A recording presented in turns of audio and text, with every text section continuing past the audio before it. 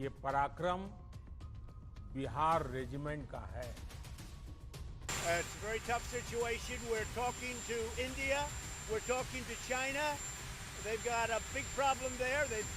In a highly challenging situation, have demonstrated our resolve to protect the sovereignty of our country at any cost. नमस्कार, आप देख रहे हैं i24x7 और मैं हूं आपके साथ अक्षया पाठक। भारत और चीन में लगातार टकराव बना हुआ है। स्थिति बद से बदतर होती जा रही है और हाल यह है कि इस हिंसक झड़प में अब तक दोनों तरफ की सेनाओं के कई सैनिक शहीद और घायल हो चुके हैं। भारत पीछे हटेगा नहीं और चीन अपनी नापाक हरकतों से बाज नहीं आ रहा है। लगातार भारत चीन के सैनिकों के बीच तनाव बरकरार है।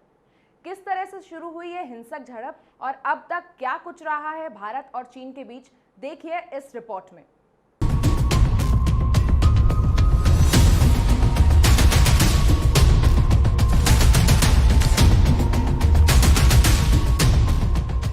चीन और भारत को लेकर आपके जहन में कई सवाल होंगे, लेकिन 15-16 जून की रात को जो हुआ वो बहुत ही निंदनीय था। भारत चीन संबंधों के इतिहास में साल 2020 का जिक्र भी अब 1962, 1967 और 1975 की तरह ही होगा।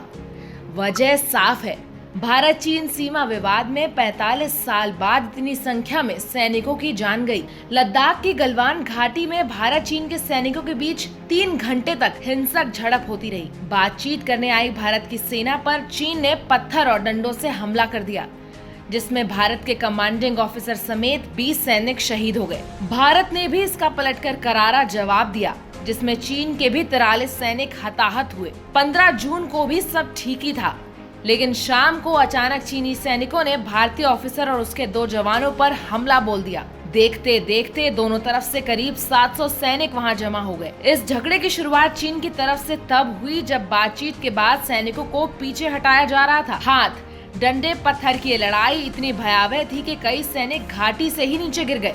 लद्दाख में सीमा पर विवाद को शांति से सुलझाने की भारत की कोशिशों के बीच चीन ने धोखेबाजी की है। 5 मई से लगातार लद्दाख बॉर्डर पर भारत और चीन के सैनिकों के बीच माहौल गर्म था, लेकिन किसी ने भी ये नहीं सोचा था कि हालात इतने बिगड़ जाएंगे कि बगैर गोली चले भारत के 20 जवान शहीद हो जाएंगे। चीन लंबे वक्त से LAC पर खुद को मजबूत करने में लगा है। चीन ने खुद वहां 6000 के करीब सैनिक, आर्टिलरी गन, टैंक आदि तैनात किए हैं, लेकिन भारत ने जब गलवान में सड़क निर्माण किया तो उसे मिर्ची लग गई। उसके सैनिकों ने भारतीय जवानों को एक सीमा से आगे जाने से रोका भी, जिसके बाद स्थिति बिगड़ी। साल 2018-19 की रिपोर्ट के मुताबिक भारत के रक्षा मंत्रालय ने कहा था कि सरकार ने भारत चीन सीमा पर 3812 किलोमीटर इलाका सड़क निर्माण के लिए चिन्हित किया है। इनमें से 3418 किलोमीटर सड़क बनाने का काम बॉर्डर रोड्स ऑर्गेनाइजेशन यानी BRO को दिया गया है। इनमें से अधिकतर परियोजनाएं पूरी हो चुकी हैं। यही निर्माण कार्य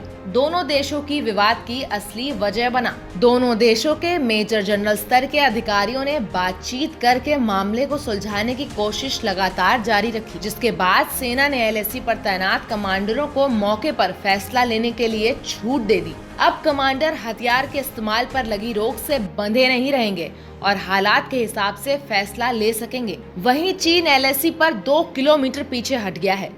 उसने टेंट और अस्थायी निर्माण हटा लिए हैं। हालांकि गलवान के गहराई वाले इलाकों में चीन की बख्तरबंद गाड़ियां अब भी मौजूद हैं। लद्दाख में भारत चीन के बीच 4 पॉइंट्स पर विवाद है। ये पॉइंट हैं PP-14 यानी Galwan river valley, PP-15 hot springs और फिंगर एरिया। भारतीय सेना सभी पॉइंट पर नजर रख रही है। भारत ने भी अपने सैनिक पीछे हटा लिए हैं। दोनों ने मिलकर 4 किलोमीटर का नो मैन जोन बना लिया है। भारत ने लद्दाख में सैनिकों की 3 एक्स्ट्रा ब्रिगेड तैनात की हैं। एक ब्रिगेड में 3000 सैनिक हैं। इस तरह लद्दाख में करीब 30,000 सैनिक तैनात हैं। 2017 में पाकिस्तान के खिलाफ सर्जिकल स्ट्राइक में अहम रोल निभाने वाले कुछ पैरा स्पेशल जवानों को भी लद्दाख भेजा गया है। ये जवान करीब 12 स्पेशल फोर्सेस रेजिमेंट से भेजे गए हैं, जो कि बेहद मुश्किलों वाले इलाकों में हाई रिस्क ऑपरेशन से ट्रेंड होते हैं।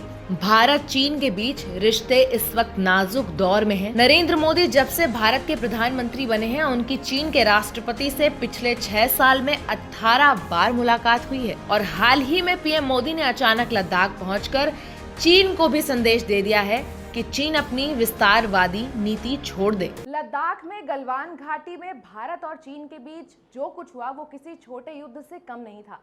भले ही इस लड़ाई में गोली बम नहीं चले, लेकिन फिर भी दोनों देशों ने अपने अपने सैनिक गंवा दिए। विवाद को सुलझाने के लिए लगातार बातचीत जारी है। आगे क्या तय होता है ये आने वाला वक्त ही बताएगा। देश दुनिया की तमाम जानकारी के लिए जुड़े रहिए हमारे साथ।